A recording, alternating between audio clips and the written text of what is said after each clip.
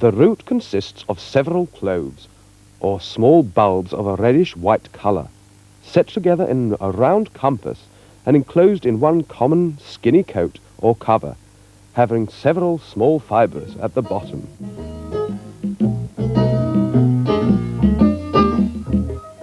If you're not coming here for the garlic, you wouldn't come here at all, I mean, really, because everything's garlic.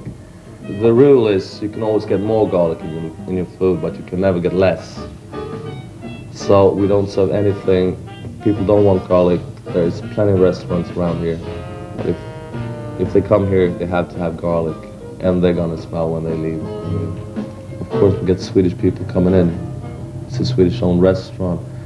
But I would say it's a lot of Americans coming here as well, and Australians, and the English people tend to be a bit more careful when they come in, yeah. But they're coming in. Once they come and they got the bite, the taste, they come back again. Pardon me, sir. I do not know whether I am getting more sensitive or whether more garlic is being used both here and on the continent. But could not restaurateurs everywhere be persuaded to provide garlic-free rooms like the railways do non-smoking compartments? Garlic is a vegetable. Garlic is not a seasoning, and people who use one clove and mince it up and they worry so much, is it too much? They just don't know what it's all about. The only way to use garlic is whole. Bake it like a potato. You just haven't experienced garlic until you've baked it. Garlic was reputed to make cocks more aggressive during cockfighting, to make horses strong, and to help protect against the bite of a mad dog. The lustiest thing to do, the best as far as I'm concerned, is have a dinner party and serve every member of your dinner party a whole head of garlic. And you don't tell them what you're going to get. Have some bread and good biscuits, savory biscuits on the table. And when everybody is sitting and they smell this incredible aroma and they know something wonderful is coming for dinner, you bring in a platter of garlic heads like this. You have 6 people at your dinner table, you will have 6 heads of garlic on the platter. And when you see that dawning realization in your guests' eyes, they know what they're going to have to eat, and they get very, very nervous. They decide that they have to get home right away because they left the gas on or they have an allergy or something. So you have to calm them down and show them how to do it. It's the simplest and the most fun dinner party in the world. It breaks the ice. It's very social. You have some lovely homemade bread or a savory biscuit, and it's hot, but it smells heavenly. You hold the clove, separate the clove over the bread and squeeze, and it comes out just like toothpaste. Imagine garlic toothpaste out of a tube, and then you spread it on, and it's turned buttery and mild and rich and gorgeous, and then you eat it.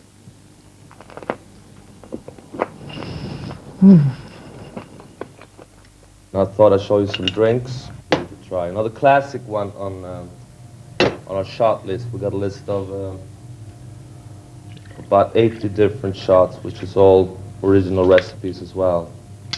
It's the blood shot, this one. And it's got about 15 different ingredients in it. The base is, of course, garlic, and got chili peppers in it. You got tomato juice and vodka.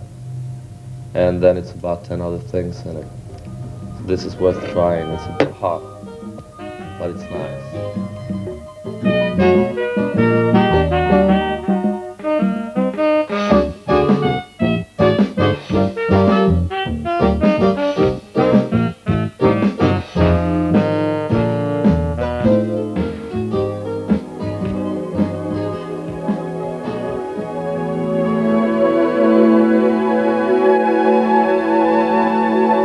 Garlic has been used medicinally for centuries, and you can find it in the oldest herbals connected with Roman, Anglo-Saxon times, and doubtless other cultures have used it as well.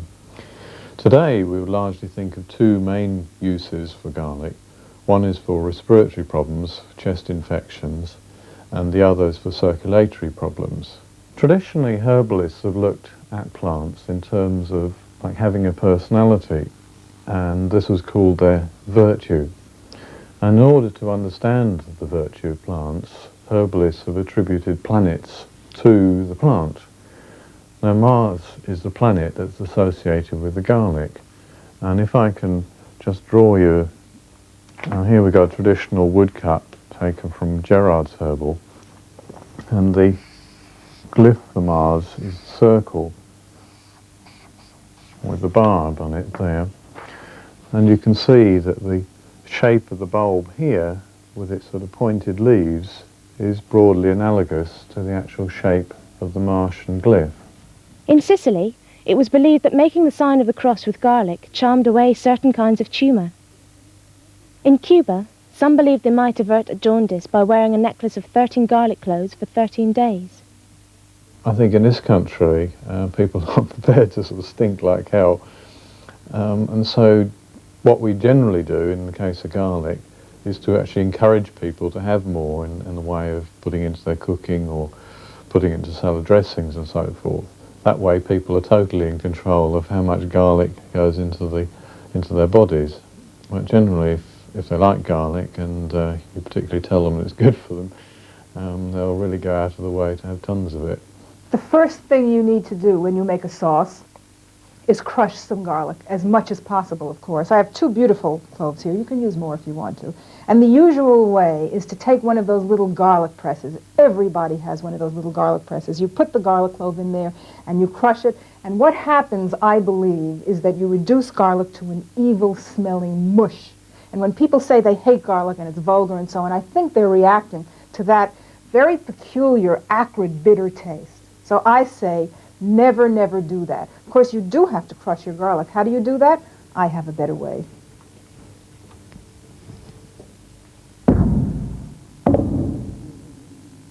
Now, what you're going to do first is hit the garlic clove, each one lightly, with your garlic mallet to loosen the skin. And the skin will come right off. That is the easiest, most efficient way to skin a clove of garlic. Then, when you've done that, it's time to crush. So you take your trusty garlic mallet and you just beat it up. It's great for pent-up aggressions. Feels wonderful.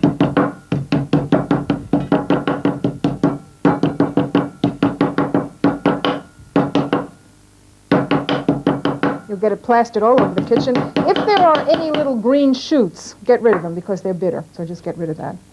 And at that point, you're ready to use the garlic. Now, over the years, your garlic hammer will take on the most amazing patina. It will be your friend, your garlic friend, and you'll take it with you everywhere, just as I do.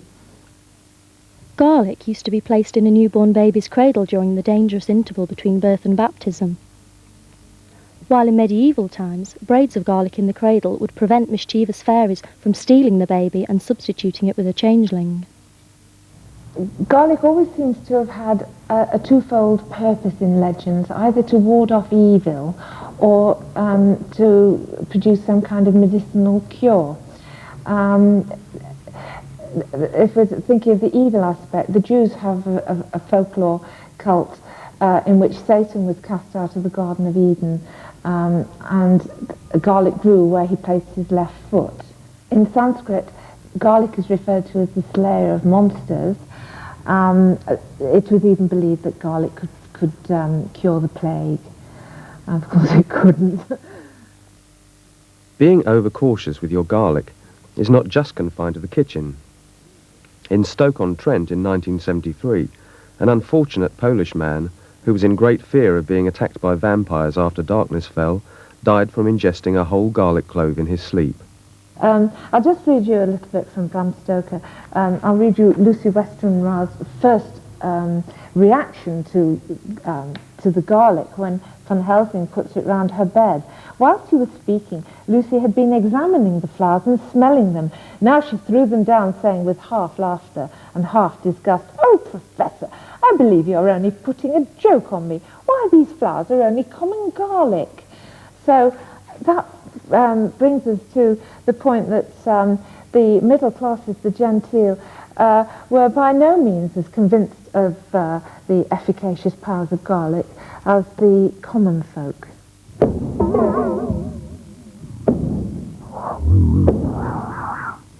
Now, what about pudding? Does the garlic lover have to stop when it's time for the pudding course? Are you kidding? Of course not. What I have here is a delicate, exquisite, aromatic garlic custard. Garlic custard with raspberry coulis, pure heaven. Since garlic then hath powers to save from death, bear with it though it makes unsavoury breath, and scorn not garlic like some that think, it only makes men wink and drink and stink.